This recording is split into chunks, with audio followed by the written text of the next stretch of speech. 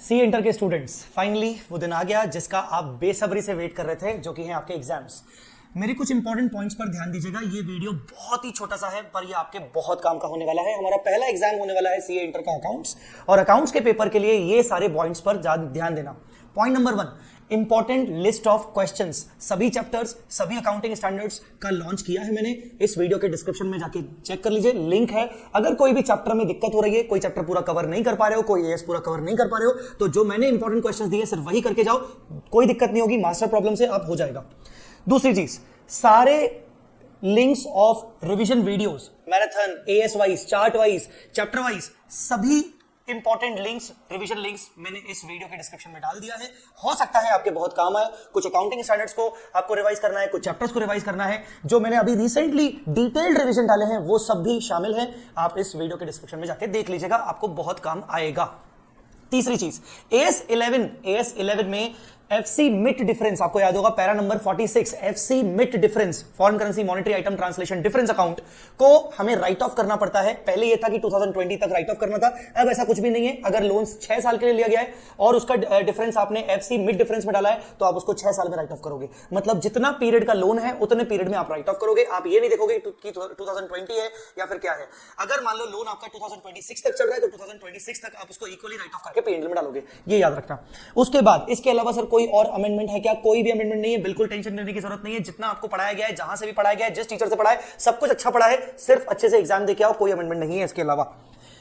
पांचवी चीज, आप मुझसे डाउट्स पूछ सकते हो। अगर अभी भी आपको डाउट्स हो रहे हैं तो मैं कल सुबह 11-12 बजे तक डाउट्स के लिए अवेलेबल हूं। 7887-788705 पे आप मुझसे स्टडी रिलेटेड डाउट्स पूछ सकते हो। और अगर मैं आपको रिप्लाई ना करूं तो उसी नंबर पे आपको ऑटो मैसेज आएगा दूसरे नंबर्स पे भी, तो मेरे उसमें मल्टीपल नंबर्स आ जाएंगे, आप उन नंबर्स पे भी डाउट्स पूछ सकते हो। इसके अलावा बेटा इस टाइम पर मैं आपको यह सजेस्ट करूंगा कि कोई भी नई चीज पर फोकस मत करिएगा। अगर आपने किसी पर्टिकुलर चैप्टर को अच्छे से नहीं किया है, कोई चैप्टर आपने बहुत टाइम से नहीं उठाया है, अब उस पर आपको कोई कॉन्फिडेंस नहीं है, आपको जीरो कॉन्फिडेंस है, तो उस चैप्टर के बारे में सोचने की जरूरत नहीं है। मान के जाओ कि वो चैप्टर आपके सिलेबस में नहीं है, जो भी आपने पढ़ा है वही आपके सिलेबस में है और आपने 100% पढ़ा है, ठीक है ना। उसके अलावा ये मान के जाना कि आपका पेपर लेंदी आएगा, बट बहुत ईजी आएगा। लेंदी होगा बट ईजी होगा। लेंदी होगा तो ये समझ के जाइएगा, पेपर के बाहर निकल के ये कंप्लेन मत करना कि सर पेपर बहुत लेंदी था, 3.5 घंटे 4 घंटे। पेपर लेंदी आता है, लेंदी आके रहेगा। तो इसीलिए मैं आपको ये बोलूंगा कि या तो आपकी स्पीड अगर अच्छी है तो 100% अटेम्प्ट कर लेना, कोई बात नहीं। अगर मेरे जैसी स्थिति थी कि स्पीड आपकी बहुत स्लो है, तो आप 80 से 85% का मिनिमम अटेम्प्ट करने की कोशिश करना,